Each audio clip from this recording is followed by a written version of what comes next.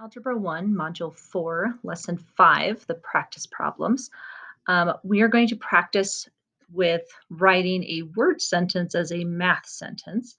So each of these are going to use our non-equals symbols, so a greater than, less than or equal to, greater than or equal to, and we'll want to use x as our variable. So for example, we'll do a few of these. Don't know if we'll necessarily need to do them all. But the example is, I'm thinking of a number that is greater than 13. So the math sentence would be x, our number, is greater than 13. So write it in symbol form. So our next one would be, I'm thinking of a number that is at least 13. So that means if it's at least 13, it's got to be 13, 14, 15. So x has to be greater than 13 or equal to. If it's at least 13 does work. Next one, I'm thinking of a number that is no fewer than 13, which means it is still going to be greater than or equal to 13.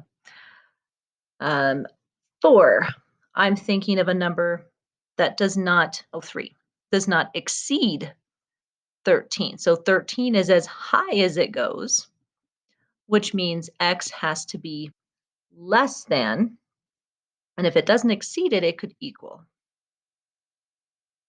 4, I'm thinking of a number that is at most 13, which means again, at most, 13 is as big as it can get. And if it's at most, that means it's an equals as well. Yes, we'll go ahead and do all these. Next, I'm thinking of a number that is no more than 13. So if it's no more than, 13 is as high as it goes, has to be less than that, can be equal, just can't be more. So 13 works, 13.1 does not. I'm thinking of a number that is fewer than 13. So fewer means kind of a less than 13. Can't be equal because that's not fewer. So it's kind of all the different ways you can say greater than, less than, equal to, all those different things. Thinking of a number that is not above 13. So could it equal 13? Yeah, it just can't be above it. So it has to be less than. Next, bump something there. I'm thinking of a number that is less than 13. That one's a little more straightforward. X is less than 13. From there, I'm thinking of a number that is not under 13. So if it's not under 13, it has to be bigger than 13, but it could also equal 13 because 13 is not under 13. And last one, I'm thinking of a number that is not greater than 13. So if it's not greater than, it has to be less than, but it could be equal to because 13 is not greater than 13. All right, so there's all the different options of how you can say a greater than, less than, greater than equal to, or less than equal to. Our set. I want to write and solve inequalities from a context. So to take the sweepstakes for the largest pumpkin crop at Riverside County Fair, the average weight of Ethan's 2 pumpkins must be greater than 875 pounds. One of his pumpkins weighs 903 pounds. What is the least amount of pounds the second pumpkin can weigh in order for Ethan to win the prize? So we need the weight of the second pumpkin. So let's do P equals, I'm going to type some of these. So P equals weight of second pumpkin. So that's what it means by defining the variables. We're telling you, a little smaller, telling you what the variable stands for. Okay, and so now we want to actually write our equation. So the equation, 875, it's got to be greater than 875. So 875, our weight has to be greater than that. So that's the less than. To find an average, we need to add the two top pumpkins and divide by 2, right? So we know it's 903 plus our second pumpkin, that's our first pumpkin. That's the second pumpkin, and to find the average, we have to divide by 2.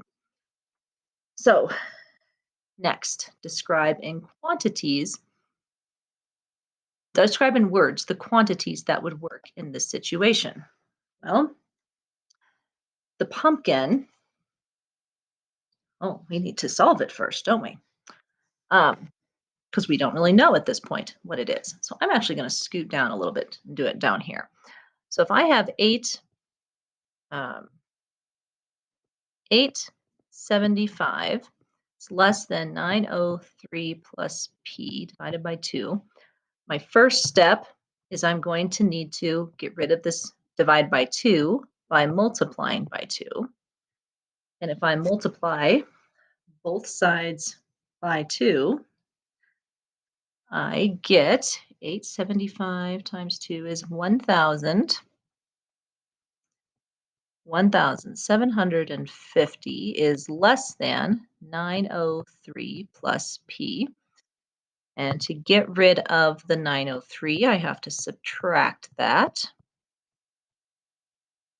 That cancels out. That leaves me with p has to be greater than 847. Okay, so now I can do the second part. Describe in words the quantities that would work for this situation. So in this situation, the second pumpkin needs to weigh more than 847 pounds for him to win. Okay, so write your answer both in interval notation and set notation. So interval notation, we're gonna get that out of there. All right, so we're gonna do it over here so we don't have to worry about that box. So interval notation, less than, let's do blue since we're doing all blue. Keep it consistent. Must weigh more. So the minimum would be 847. It can't equal it. And then can go up to infinity, right? Any number bigger than that works. Okay. Now for our set notation, do that one up here a little higher. Set notation, we have our,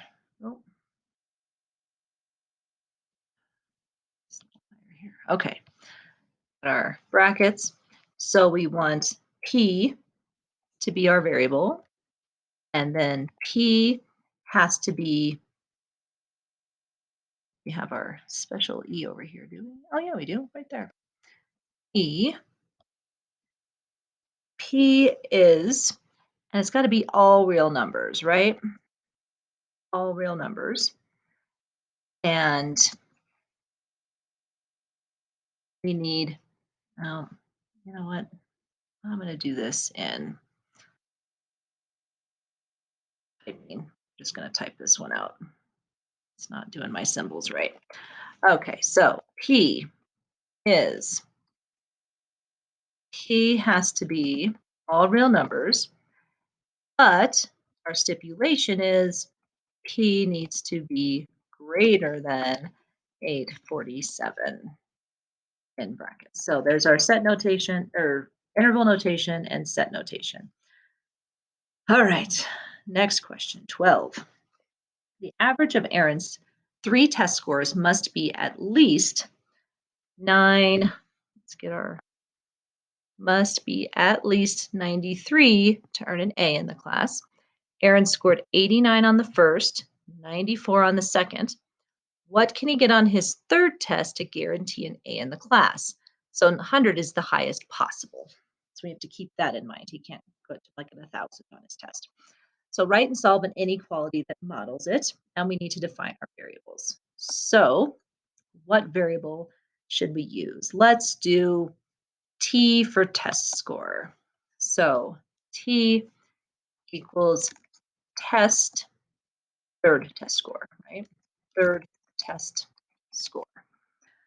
All right, so our equation, then when we write it, so it must be at least 93, which means it needs to be greater than, or it could be equal to 93 to make it an A. So let's find the average. Well, the average is adding all three of them together and then dividing by 3, right? So he got an 89 plus a 94 plus a third test. And then to find the average, we have to divide by 3 to figure out what that is. So let's go ahead and go down here and solve that. So 93 less than or equal to 89 plus 94 plus t, all divided by 3. Okay, so to undo this, my first step is to get rid of my divide by 3. So I'm going to times both sides by 3. That one cancels. And 93 times 3 is 279. 279 is less than or equal to 89 plus 94 plus t. Well, 89 plus 94 is 183 plus t. So I need to get rid of my 183 minus 183. Those cancel, and that is a 96 is less than or equal to t. Oh, should have done that one in green, shouldn't I have? Anyway, so describe in words the quantities that would work in the situation. So in this case, he needs to get a test score, and it's not just anything bigger than 96 because we know it caps out at 100, right? So between 96 and 100. Now the question is, can he get a 96? He can. So score not a between, that is a 96 up to 100, right? Okay, so now we got to write them both in interval and set. So interval notation, he can get the 96. Oh, lost it again. Can get a 96. So it's a 96, and he can get it all the way up to 100, right? So there's our interval notation. Set notation, let's define our variable. We have t as our variable. T can be all real numbers, or probably we'll still do real numbers. We typically wouldn't do irrational in here, but it technically could be anything. And then we want to go, oh, I'm going to have to use equation for this one. I'm going to need some symbols here. All right. So we're going to start with t is t, and then real numbers. So I just got to get crammed together here. 96 is less than or equal to t, which is less than or equal to 100. So he can get each of those in there, right? Right. So does this each time, doesn't it? All right. We don't care if there's an extra bar. All right. So we've not only figured out an equation, we've made sure we understand what we're talking about. Next question. 13. A cell phone company offers to a plan that costs $35.99. Let's make some notes here. $35.99, and that includes unlimited texting. Another company offers a plan that costs $19.99 and charges a per text fee. What number of texts does the second company's plan cost more than the first company's plan? So we need to have a variable for number of texts. So let's go ahead and put in here. We'll do T again equals number of texts. And let's do our equation over here. So we have the first company, which is $35.99. We want to know when that one is less than, because it says when is the second company cost more? So our second company is over here. And that's $19.99 plus 25 cents per text. Little dot in there. Let's erase that so we don't get confused. Okay, so now I'm going to solve this quickly for T so that I can answer my other questions. So first I need to get rid of this 19.99 minus 19.99, and that gets me 15 to, so $116 is less than 0.25 T. Now I need to undo my times 0.25. And remember, when we divide by a number smaller than 1, we get a bigger number than we started with. So 16 times 0.25. Oh, wait. No, we don't, because we're dividing. So a fourth of, what did we divide? 16, I did times, divided by 0.25. There we go. 64. So 64 is less than T. So as long as you send more than 64 texts, the second company is more expensive. So that's what we're going to describe in this next bunch right here, the quantities that would work. So the second company, more expensive when there are more than 64 texts. If you're going to do a lot of texting, you probably want to do the first company. So let's write our answer in both interval and set notation.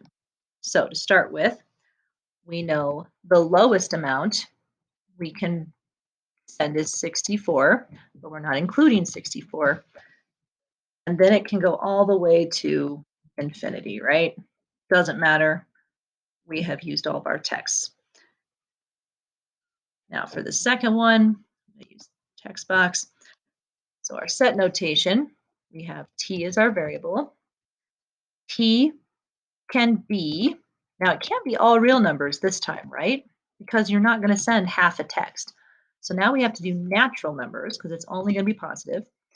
And T has to be greater than 64. That's our restrictions on there. All right, last little bunch. We want to solve each system of equations using substitution. So here is where we want to y equals x plus 5. So every time I see a y, I want to put in x plus 5. So I'm going to do this one off to the right, and we'll do these 23 and 24 down below. So 2x plus, instead of y, I'm going to put x plus 5 equals -1. So just so you see, this x plus 5 is going in for the y space. Okay, so first step, I'm going to actually combine my x's here. So I have 3x plus 5 equals -1. To undo this, I need to subtract the 5. Those cancel, leaving me 3x equals -6. Now I need to get rid of my times 3, and x equals -2. So up here, x equals -2. All right, for 22, we're going to do x. We're going to substitute this in for x. So every time I see an x, I'm going to put in a y minus 1. So we have 5 instead of x, I'm going to put y minus 1, and I have to put it in parentheses because it's 5 times everything that's x, plus 2y equals 9. So now I need to distribute my 5. 5y minus 5 plus 2y equals 9. Okay, I can combine my y's. 5y's plus 2y's is 7y's minus 5 equals 9. All right, now that I'm done simplifying, I can get rid of my -5 with a plus 5. Those cancel. 7y equals 9 plus 5 is 14. Divide by 7, divide by 7. Y equals 2. Now, one thing I forgot when I was over here, I figured out the x, but I don't know, I have to have a point, right? I need to solve, which means I need to have an x and a y. So my x equals -2, y equals, well, let's substitute in, -2, -2 plus 5, well, that's 3. So this is my final solution over here. So let's do that over here. Y equals 2. I can come over here and say 2 minus 1. So x equals 1.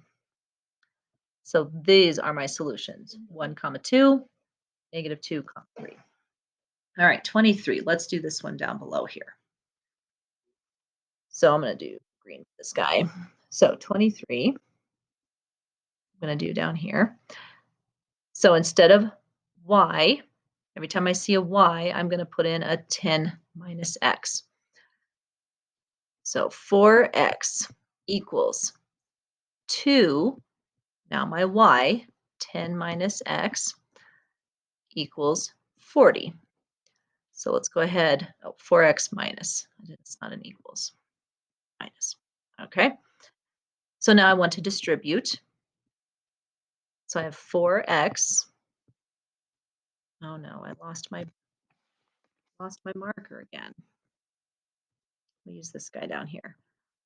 So 4x minus 20 minus -2 times a -1 is a plus x. So don't forget that when you distribute, the negative goes with the 2. That symbol goes with it. Okay, so equals 40. So I have 4 x's and another x. Oh, wait a minute. -2 times 1 is positive 2x. There we go. So 4 x's and 2 x's, that's 6x minus 20 equals 40. Now I'm going to get rid of my minus 20. Those cancel. That leaves 6x equals 60. Scroll down just a tad to get this to, it's not letting any of my commands work here.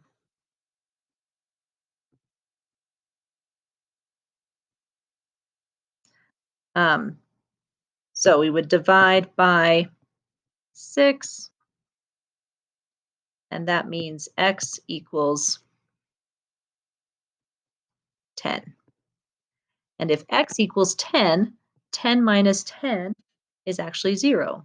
So y would equal 0. Let's see if it'll let me have my drawing back. Nope. Okay.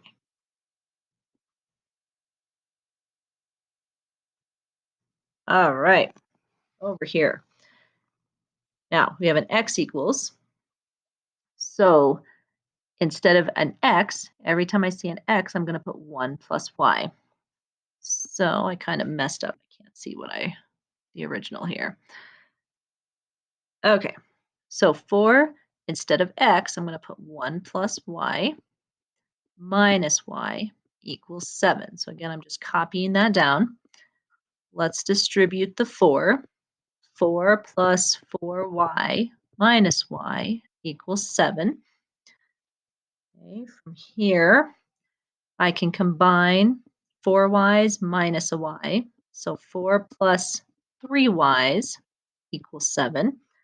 Now I need to get rid of my 4 minus 4.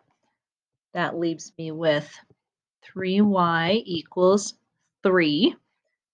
Now when I divide by 3, y equals 1. So if y equals 1, and I go back up here, 1 plus 1 is 2. So x must equal 2. And there we are. That's everything. Thanks for joining us. We'll see you next time.